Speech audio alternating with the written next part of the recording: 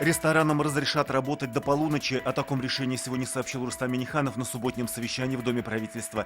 Ранее заведения общественного питания с введением новых ограничений должны были закрыться после 23:00 и открыться в 6 утра. Это касается каждого. Всероссийская акция «Тест на ВИЧ» прибыла в Татарстан. Каждый желающий мог бесплатно и анонимно узнать свой ВИЧ-статус. 2 мобильные бригады стартовали еще в июне и проехали 45 регионов и 216 городов страны. Сегодня в Казани открылась выставка костюмов Османской империи. 21 дворцовый кафтан создавался 10 лет. В работе золотая нить, стеклянный бисер ручной работы и монеты. Университеты Анталии и Стамбула исследовали и воссоздали образы, актуальные 700 лет назад.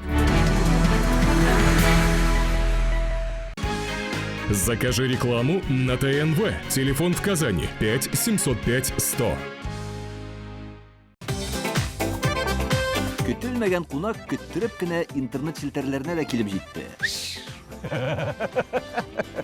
Хәзер бу фильмның барлык серияларын ТНВ.ру сайтында карап була.